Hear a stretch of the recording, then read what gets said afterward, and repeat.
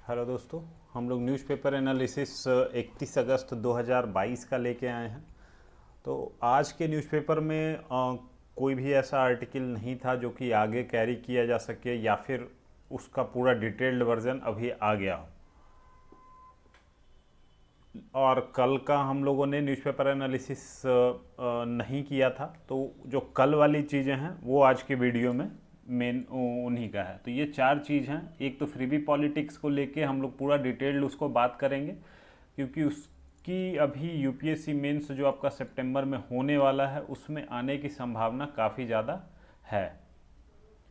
दूसरा क्या है आपका patriarchal mindset in legal system. ये एक एग्जाम्पल है केरला के कोर्ट का, उसको हम लोग यूज कर सकते हैं। उसमें एक दो टर्म है वो सीखा जा सकता है, वही इम्पोर्टेंट था उसमें।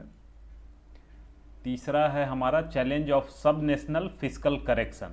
ये भी फ्रीबी से ही संबंधित है, बस खाली इसको इकोनॉमिक्स के टर्म में वो चीज़ लेके गया है। और एक है हमारा आंकड़ा क्लाइमेट चेंज का इकोनॉमिक इम्पैक्ट क्या पड़ने वाला है पूरे वर्ल्ड इकोनॉमी पे, तो उसके रिगार्डिंग बात है।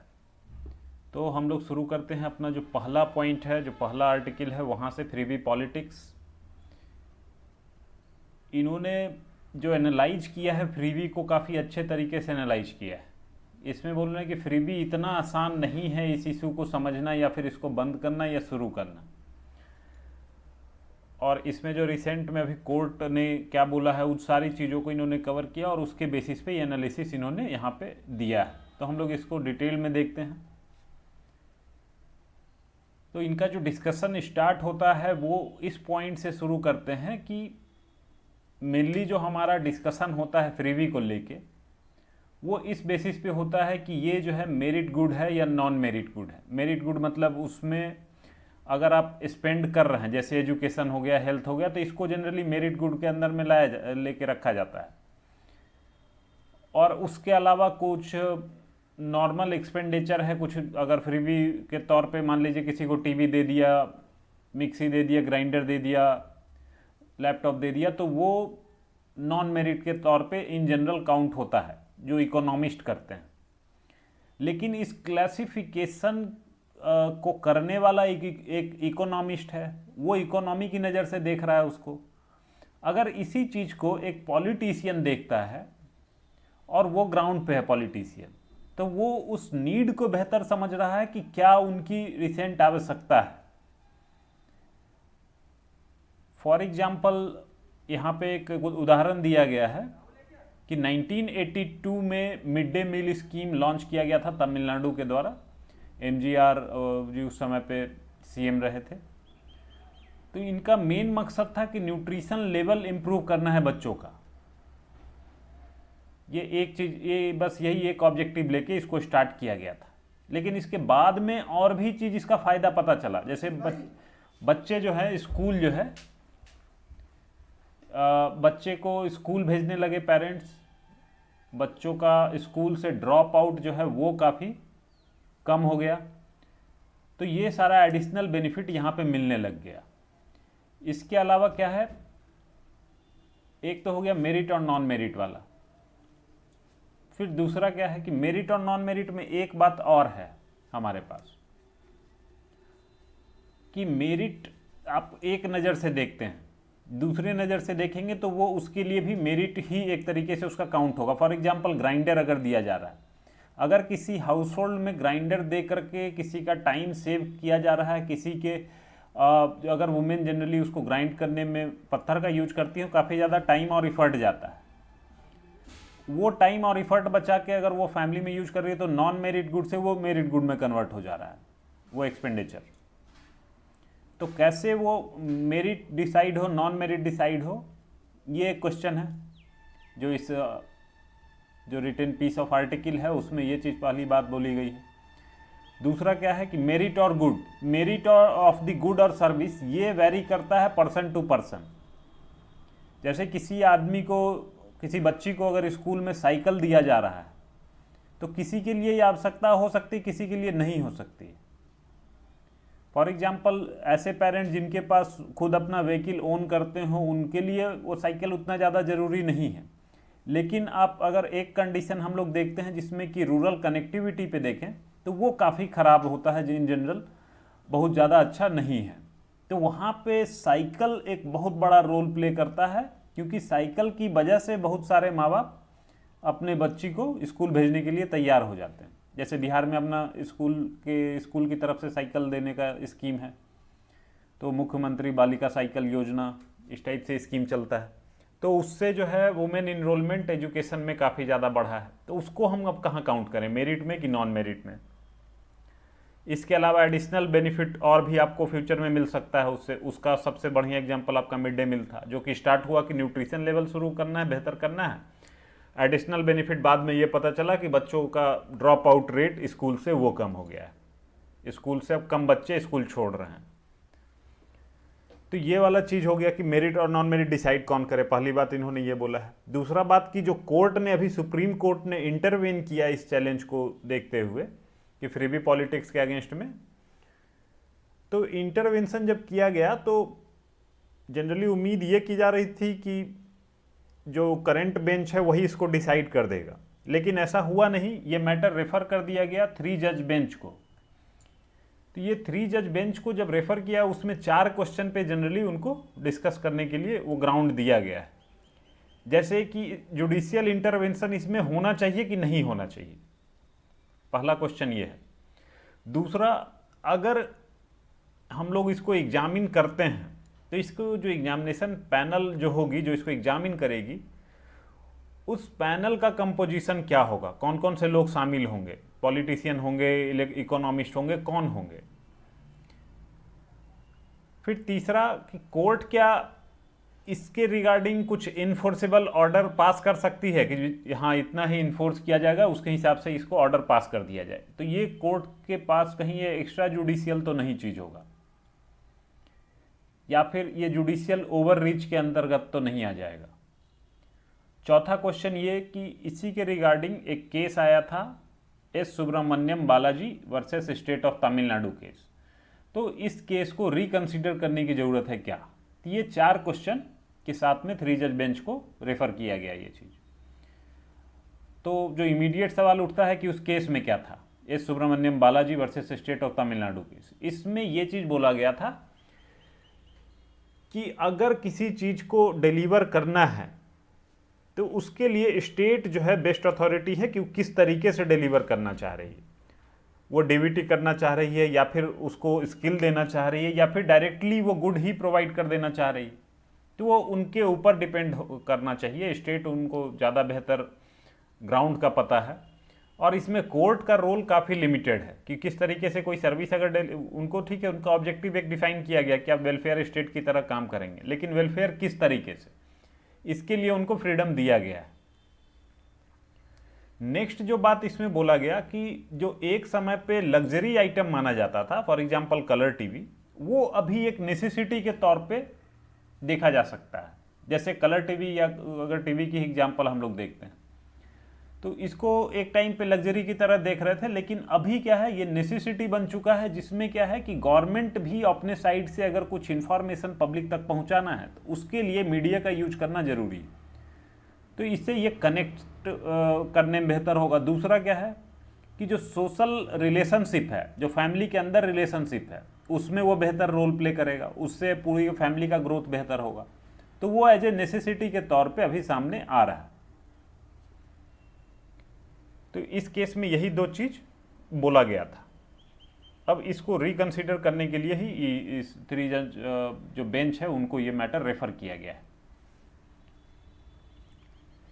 इसको जब रेफर कर रही थी कोर्ट, तो उसी समय पे उसी के साथ में कोर्ट ने बोला है कि जुडिशियल इंटरफेरेंस जो है वहाँ पे आवश्यकता होती है जबकि गवर्नमेंट का एक्शन अनकॉन्स्टिट्यूशनल हो, या फिर कुछ वाइज डिसीजन नहीं लिया गया हो, या फिर थर्ड केस ये है कि जो एक्सपेंडिचर करने वाली है स्टेट, वो स्टेट के लिए अच्छा नहीं है। तो यही 3 संभावनाएं बनेंगी, जैसे कि आपका जो एक्सपेंडिचर कर रही है वही अनकॉन्स्टिट्यूशनल है, आपका संविधान के हिसाब से नहीं है। तो ये 3 कंडीशन आपका बनता है। इसके अलावा जो है कोर्ट इस मामले में एक चीज़ और ऑब्जर्व किया कि जैसे उन्होंने गाइडलाइन दिया था, विशाखा गाइडलाइन 2006 के आसपास में, तो ये women safety at work place के रिगार्डिंग था। उसमें गाइडलाइन इस वजह से दिया गया था क्योंकि उसमें ऑलरेडी जो लीगल वैक्यूम था वो था। लीगल वैक्यूम मतलब उसके रिगार्डिंग कोई स्पेसिफिक लॉ एग्जिस्ट नहीं करता था। लेकिन इस मुद्दे में तो वो वैक्यूम है नहीं, क्योंकि इसको टैकल करने के लिए ऑलरेडी हमारे पास रिप्रेजेंटेशन ऑफ पीपुल्स एक्ट वो एग्जिस्ट करता है। तो यहाँ पे इस तरीके का इंटरवेंशन कोई ज़्यादा ज़रूरत नहीं। नेक्स्ट मुद्दा आता है कि फिनांस। अभी तक जो डिस्कशन होता था कि पैसा कहाँ से आएगा, तो वो अभी तक चैलेंज नहीं हुआ था। जो सुब्रमण्यम बालाजी केस था उसमें इस चीज़ को कवर नहीं किया गया था। इस वाले पिटीशन में फिनांस का भी मुद्दा कवर किया गया है कि पैसा कहाँ से आएगा। तो ये एक इम्पॉर्टेंट पॉइंट है। इसको ठीक करने के लिए बहुत सारे जो इकोनॉमिस्ट हैं, जैसे आपके आरबीआई के पूर्व गवर्नर डी सुब्बाराव, उन्होंने भी सजेस्ट किया कि इस पर कैप लगाया जाना चाहिए कि इस तरीके का जो एक्सपेंडिचर है उस पर एक लिमिट हो। लेकिन कैप किस तरीके से बाईपास किया जाता है ये हम लोगों ने ऑलरेडी एफआरबीएम एक्ट में देखा है। एफआरबीएम क्या है? Fiscal responsibility and budget management, जिसमें कि टारगेट सेट किया गया था कि रेवेन्यू डेफिसिट आपका 3% रहेगा, फिस्कल डेफिसिट आप रेवेन्यू डेफिसिट धीरे धीरे आप बिल्कुल नीचे तक लेके आएंगे, 0 तक लेके आएंगे, और फिस्कल डेफिसिट आपका 3% तक रहेगा। ये टाइम बाउंड मैनर में सेट किया गया था। लेकिन इसको अब इस तरीके से मोल्ड कर दिया गया है, चीज़ों को बदल दिया गया है कि वो टारगेट ही ऊपर नीचे हो गया, गोल पोस्ट ही शिफ्ट कर दिया गया है। तो जो कैप लगाया जाएगा आपका फ्रीबी के एक्सपेंडिचर पे, कोई ज़रूरी नहीं है कि उससे स्टिक किया जाएगा। जैसा पास्ट का ट्रेंड दिख रहा है कि उसमें बाईपास करने का कोई ना कोई तरीका पॉलिटिकल पार्टीज खोज के निकाल लाएंगी। तो यहाँ से उठता है हमारा मेन क्वेश्चन। तो मेन क्वेश्चन ये है कि हमको चूज करना है दो तरीके के एक्सपेंडिचर में, या तो आप प्रोडक्टिव एक्सपेंडिचर करें या अनप्रोडक्टिव एक्सपेंडिचर करें। जनरल जो क्लासिफिकेशन है, प्रोडक्टिव एक्सपेंडिचर में जनरली कोई भी एक्सपेंडिचर जिससे कि जॉब क्रिएशन में मदद मिल रही है उसको जनरली हम प्रोडक्टिव एक्सपेंडिचर मानते हैं।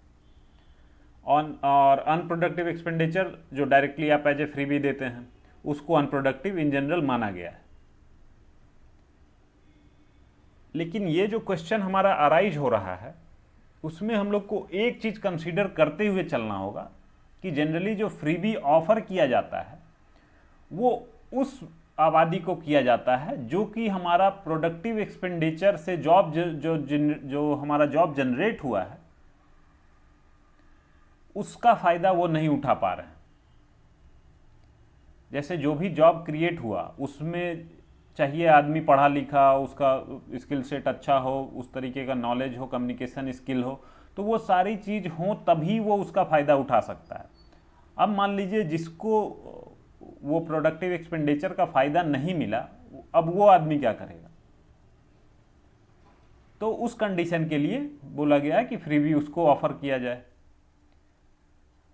तो यहाँ पे जो आउटकम फाइनल इस तरीके से निकाला गया है कि क्या बैलेंस होना चाहिए, तो वो बैलेंस के लिए बताया गया है कि दोनों ही तरीके का एक्सपेंडिचर आवश्यक है। हाँ, इसका रेशियो क्या होना चाहिए वो एक प्राइम क्वेश्चन है, और ये रेशियो भी कैसे डिसाइड हो तो वो डिसीजन भी इस आर्टिकल में जो ऑथर हैं टी राम मोहन है, सॉरी, उन्होंने ये सजेस्ट किया है कि इसको जो हमारी डेमोक्रेसी है उसमें मेन शक्ति लोगों के हाथ में है, तो वो लोगों के ही हाथ में छोड़ दिया जाना चाहिए कि वो किस तरीके का गवर्नमेंट चूज कर रहे हैं और वो किस तरीके का एक्सपेंडिचर को सपोर्ट कर रहे हैं। तो यहाँ पे सॉल्यूशन ये ऑफर किया गया। अब चूंकि ये बहुत ही हॉट टॉपिक है तो इसमें हम लोगों को 5 लगभग पॉइंट जमा करके रखना चाहिए फॉर में अगेंस्ट में। तो इसमें हम लोग देख लेते हैं कुछ मुद्दे। ये आर्टिकल में नहीं था, ये साइड से मैंने कलेक्ट कर लिया है ताकि आपको बहुत ज़्यादा मेहनत ना करना पड़े इसके पीछे। तो जो पॉजिटिव है फ्रीबी पॉलिटिक्स का, तो पहला चीज़ क्यों करना चाहिए, तो स्टेट का अपना वेलफेयर रोल वो है। नेक्स्ट क्या है कि method of redistribution of wealth, जो सरकार है उसके ऊपर जिम्मेदारी दी गई है कि जो धन है धन का पुनर्वितरण किया जाए, रीडिस्ट्रीब्यूशन किया जाए, मतलब जिनका वेल्थ ज़्यादा है उनसे लेके गरीबों में डिस्ट्रीब्यूट करें। तो ये एक मेथड है रीडिस्ट्रीब्यूशन का। तो टैक्सेशन मेथड से वो वेल्दी लोगों से टैक्स लेगी और जिनको नीड है उन तक वो सुविधा पहुंचाएगी। अनदर पॉइंट इज की जो नीडी पर्सन है उसकी नीड पूरी हो जाती है।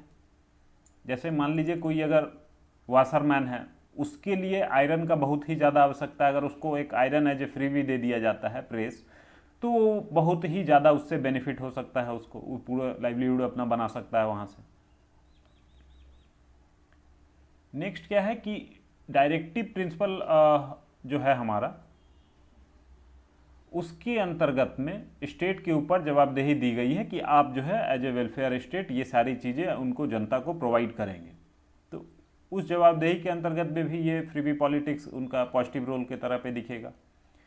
नेक्स्ट क्या है कि जो इलेक्शन होता है उसमें जो पॉलिटिकल मोबिलाइजेशन हो जाता है वो अब ये हो जाता है कि इशू या वेलफेयर बेस्ड हो जाता है कि आप आगे क्या प्रोवाइड करने वाले हैं। जैसे तमिलनाडु का जो इलेक्शन हुआ था, वहाँ पे मुद्दा आया था कि जो डोमेस्टिक हेल्प है उनको कुछ रेन्यूमरेशन मिलना चाहिए स्टेट की तरफ से। तो इससे हुआ क्या कि मुद्दा जो है ये चीज़ सेट हो गया कि इशू या वेलफेयर इन एक स्पेसिफिक क्लास का वो मेजर था, रैदर देन कि जो हमारे यहाँ पे मोबिलाइजेशन हम लोग देखते हैं कास्ट का रोल, रिलीजन, रीजन या किसी और इस प्रकार की आइडेंटिटी का, उसके बेसिस पे मोबिलाइज करने की कोशिश की जाती है, जो कि समाज में हैट्रेड बहुत ज़्यादा फैलाता है। तो उसको स्विच कर रहा है आपका फ्रीबी पॉलिटिक्स। ये आदमी क्लास कास्ट सबसे ऊपर उठ के अपने खुद के सेल्फ इंटरेस्ट को देखते हुए कि मेरा वेलफेयर इसमें हो रहा है, उस साइड में मोबिलाइज होता है। तो ये तो हो गए कुछ positive of freebie politics. Next आते हैं हम लोग कि इसके साथ में इश्यू क्या है। इश्यू के तौर पे हम लोग देखते हैं तो जनरली जो आपका इकोनॉमिक इम्पैक्ट है वही डिस्कस किया जाता है। जैसे आपका स्टेट फिनांस पे बर्डन, इसका हम लोगों ने कुछ दिन पहले ही आर्टिकल किया था। जो एमपी हैं बीजेपी के फिरोज गांधी, उन्होंने आर्टिकल लिखा था। उस आर्टिकल में बताया गया था कि आंध्र प्रदेश गवर्नमेंट ने फ्रीबी पे 1.62 लाख करोड़ रुपए खर्च किए हैं। वहीं उनका खुद का जो टैक्स बेस है उसका 30.3% फ्रीबी पे खर्च हुआ फाइनेंशियल ईयर 2023 में। कुछ और स्टेट के भी आंकड़े थे वहाँ पे, अगर आपने उस वीडियो को देखा होगा तो उस आंकड़े को आप रिकॉल कर पा रहे होंगे। अगर आप उसको रिकॉल नहीं कर पा रहे हैं तो वहाँ तक वापस जाएं। हमको लग रहा है कि मतलब आपको 25 या 26 अगस्त के आसपास का वीडियो रहा होगा, उसमें आप जाके उस आंकड़े को एक बार देख सकते हैं। एक तो आपका बर्डन हो गया, दूसरा क्या है कि फिस्कल और रेवेन्यू डेफिसिट वो स्टेट का बढ़ेगा। नेक्स्ट क्या है, डेट टू जीडीपी रेशियो, वो अनसस्टेनेबल लेवल तक जा सकता है। इसका भी आंकड़ा हम लोग आगे एक और वीडियो है, एक और आर्टिकल है, उसमें देखेंगे। फिर क्या है कि अगर स्टेट की इकोनॉमी स्ट्रेस में आती है तो वो पूरे नेशनल लेवल तक स्ट्रेस फैला सकती है, आगे तक वो इसका स्पिल ओवर इफेक्ट देखा जा सकता है। नेक्स्ट आपका कैपिटल एक्सपेंडिचर, उस पर जो है खर्च जो है कम होगा कैपिटल एक्सपेंडिचर पे। नेक्स्ट क्या है, नॉन मेरिट गुड्स पे एक्सपेंडिचर वो ज़्यादा होगा। आगे देखते हैं, ये कुछ पॉलिटिकल मुद्दे हैं, 2, 7वां और 8वां। पॉलिटिकल मुद्दा मतलब कि आप वोटर्स को अट्रैक्ट करते हैं, उनको ल्योर करते हैं जस्ट फॉर सम फ्रीवीज। कुछ आइटम के लिए उनका वोट ऐसा लगता है कि आप खरीद ले रहे हैं, कि जो ज़्यादा सामान दे रहा है उसकी तरफ वोटर शिफ्ट हो जा रहा है। तो ये एक तरीके से ल्योरमेंट ऑफ वोटर्स है। नेक्स्ट क्या है, पॉलिटिकल पार्टीज यहाँ पे फोकस कर रही हैं शॉर्ट टर्म गेन को देखते हुए rather than long term loss. Long term loss कैसे होगा किसी पार्टी को, जैसे मान लीजिए या फ्रीबी या कुछ ऐसा देने में स्टेट फिनांस पे बहुत ही बुरा प्रभाव पड़ता है, तो पॉलिटिकल पार्टी जो पावर में होंगी जिन्होंने फ्रीबी दिया, उन्हीं को जिम्मेदार माना जाएगा कि आपकी वजह से ही स्टेट फिनांस इतनी बुरी स्थिति में आया है। तो उनका पॉलिटिकल जो फ्यूचर है उसकी वजह से खतरे में आ सकता है। नेक्स्ट जो 10वां पॉइंट है वो भी एक पॉलिटिकल मुद्दा ही है। तो 10वां पॉइंट ये है कि पॉलिटिकल इनएफिशिएंसी को छिपाने के लिए भी फ्रीबी का यूज किया जाता है।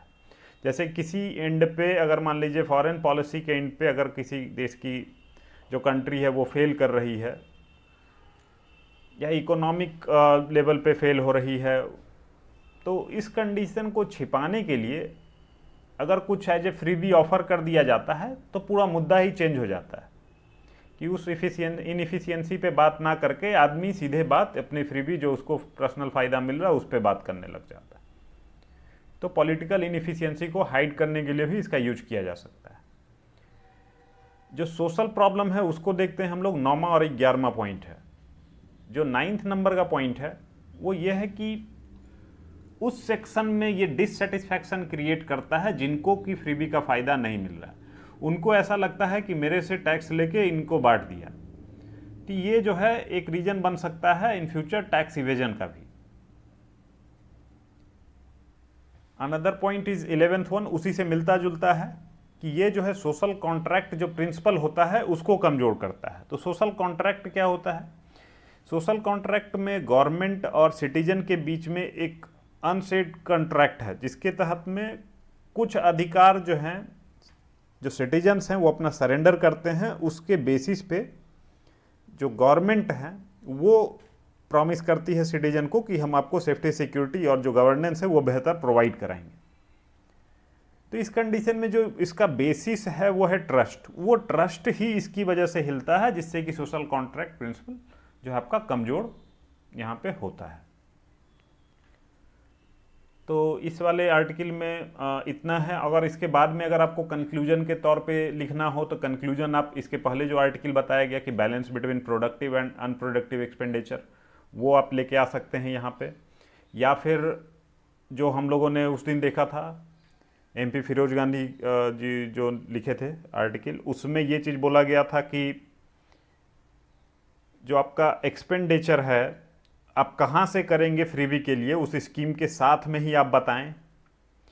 नेक्स्ट क्या है कि जो सेंटर और स्टेट दोनों को ही फिस्कल डिसिप्लिन और फिस्कल प्रोबिटी वो मेंटेन करने की ज़रूरत है। क्योंकि मान लीजिए अगर जो है सेंटर स्पेंड कर रहा है इस तरीके के फ्रीबी पे तो स्टेट गवर्नमेंट अपने आप को पाएंगे कि कहीं इनकी वजह से हमारा पॉलिटिकल जो फ्यूचर है वो कहीं ख़त्म ना हो जाए, तो वो स्टेट भी उस तरीके से खर्च करना शुरू कर देंगी। तो इस वजह से यहाँ पे fiscal discipline at both centre and state level वो मेंटेन होना बहुत ही ज़्यादा ज़रूरी है। तो इस आर्टिकल में इतना था। इसमें सारा चीज़ लगभग हम लोग सीख चुके हैं। कुछ नया इसमें मिलता है तो फिर मैं उसको अगले वीडियो में कोशिश करूँगा करने की। खैर इसमें इतना है। हम लोग आते हैं अगला जो आर्टिकल है ये है आपका curing the patriarchal mindset of the legal system. तो ये एक एग्जाम्पल अभी आया था जिसमें कि केरला के एक सेशन कोर्ट ने एक सेक्सुअल हैरेसमेंट केस में जो जिसके खिलाफ कंप्लेन किया गया था उसको एंटिसिपेटरी बेल ग्रांट कर दिया था। और उसका ग्राउंड क्या था बेल देने का कि जो कंप्लेनेंट थी उन्होंने सेक्सुअली प्रोवोकेटिव ड्रेस पहना था और ये बेल के साथ में ही उस फोटो को भी एज ए प्रूफ लगाया गया था कि ये ड्रेस पहना गया था और उस पर जो है सेशन कोर्ट ने उनको बेल ग्रांट कर दिया गया। बाद में ऑर्डर जो है स्टे कर दिया गया केरला हाई कोर्ट के द्वारा। तो ये जो प्रॉब्लम है ये दिखाता है कि जो जजमेंट था वो आपका वुमेन्स डिग्निटी, उसकी लाइफ, उसकी पर्सनल लिबर्टी, उसकी प्राइवेसी के अगेंस्ट में था। और इस तरीके के जो प्रॉब्लम्स हैं, जो माइंडसेट है जुडिशियरी में, उसको एक टर्म दिया गया है फ्रूडियन स्लिप।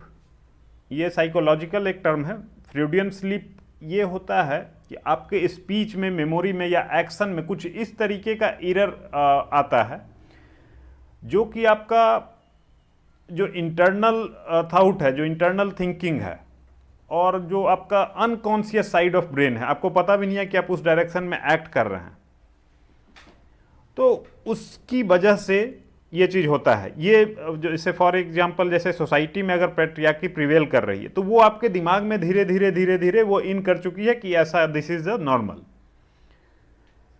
और यही चीज़ आगे आपके लाइफ में जहाँ पे भी जाते हैं वो एज ए प्रॉब्लम वो बना रहता है। तो यही चीज़ यहाँ पे भी देखा जा सकता है कि उसी सोसाइटी से जज भी हैं और उसी सोसाइटी की वजह से उनका जो वर्क नेचर है उसमें भी ये चीज़ स्लिप होके आ रहा है।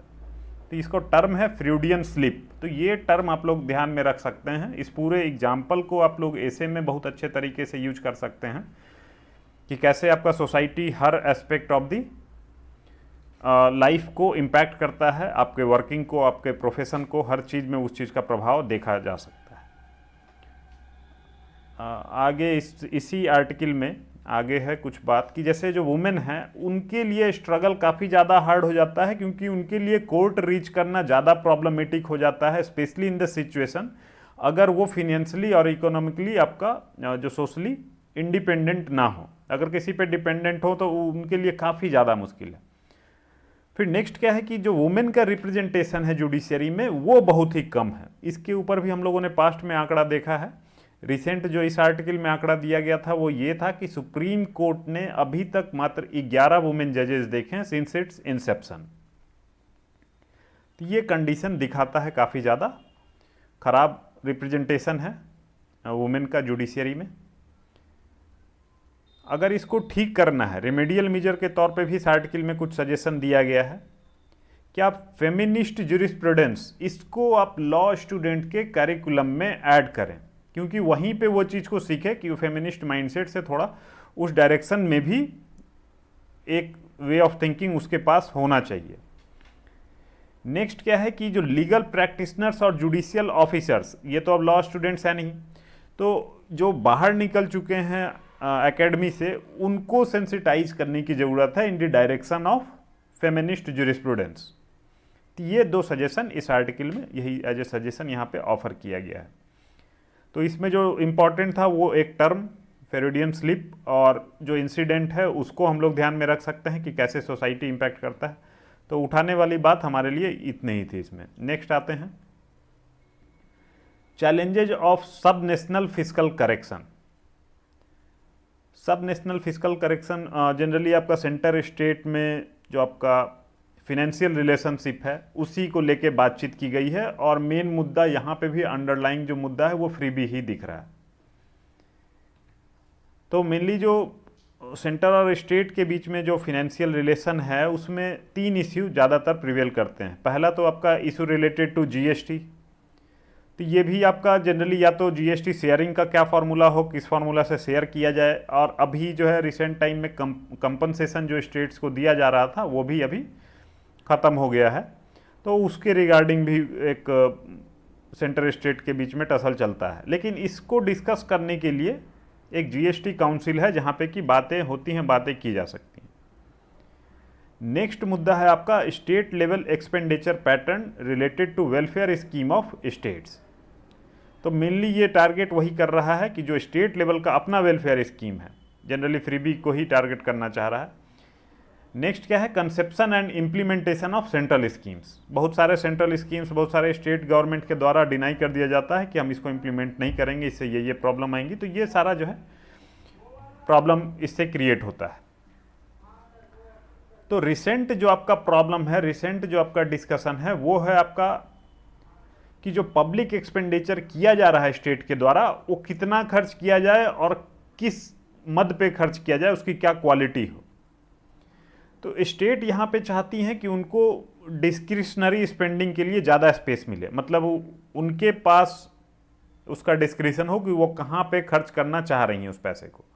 जबकि सेंटर जो है चाहता है पुश करने के लिए फिस्कल डिसिप्लिन की दिशा में कि आपका revenue deficit, fiscal deficit, tax to GDP ratio, आपका डेट टू जीडीपी रेशियो वो बराबर रहे। सेंटर का टारगेट वो है। तो यहाँ पे यही चीज़ बोला गया है कि जो रिसेंट डिस्कशन हम लोग देख रहे हैं फ्रीबी के अराउंड, उसमें हम लोग को यही चीज़ देखना है कि सिर्फ स्टेट के कंटेक्स्ट में ना देखते हुए उसको पूरे कंट्री लेवल पे देखा जाना चाहिए। क्योंकि अगर एक स्टेट का अगर स्ट्रेस सिचुएशन बनता है तो वो आगे नेशनल लेवल तक मैग्नीफाई होके पहुँच सकता है और भी ज़्यादा प्रॉब्लमेटिक वो चीज़ हो सकता है। इसी चीज़ को अगर हम लोग देखें तो डेट टू जीएसडीपी रेशियो में हम लोग देख सकते हैं कि कैसे वो रिसेंट टाइम में बढ़ता हुआ दिख रहा है। जैसे 2013 में ये 22.6% था debt to GDP ratio state level पे। 2018 में ये 25.1% हो गया। 2022 में ये बढ़ के 31.2% तक पहुंच चुका है। तो ये आंकड़ा आपके लिए ज़रूरी है, इसको फ्रीबी में आप दिखा सकते हैं कि कैसे डेट जो है स्टेट का बढ़ रहा है। इस कंडीशन में फ्रीबी को लेके आना और भी उनके फिजिकल हेल्थ को प्रॉब्लमेटिक कर सकता है। तो ये डाटा आप इस तरीके से यूज कर सकते हैं। नेक्स्ट आते हैं हम लोग इसी में कि यहाँ पे एज ए सजेशन क्या ऑफर किया गया है कि हम लोग एवेन्यू नया सर्च करें जहाँ से कि एडिशनल रेवेन्यू जनरेट हो सके। ये हम लोग को रास्ता खोजना पड़ेगा अगर इस तरीके का फ्रीबी में हमको इन्वेस्ट करना है तो। नेक्स्ट क्या है, हम लोग को एक्सपेंडिचर को प्रायोरिटाइज करना पड़ेगा कि हम कहाँ पे ज़्यादा एक्सपेंड करना चाहते हैं, कैपिटल जनरेशन में या फिर जो कंजम्पशन है वहाँ पे आप स्पेंड करना चाहते हैं, तो वो हम लोगों को प्रायोरिटाइज करना पड़ेगा। या फिर कैपिटल में कितना करें, कैपिटल एक्सपेंडिचर कितना करें, कंजम्पशन के लिए कितना दें, तो उसमें हम लोग को रेशियो पे भी काम करना पड़ेगा। नेक्स्ट हम लोग देखते हैं कि सेंटर और स्टेट लेवल पे जो फिजिकल डिसिप्लिन है, जनरली स्टेट लेवल पे वो इन्फोर्स कर रही हैं, वो फॉलो भी कर रही हैं, लेकिन सेंट्रल लेवल पे ये बहुत ज़्यादा अभी FRBM के साथ में कंप्लायंस देखने को नहीं मिल रहा है।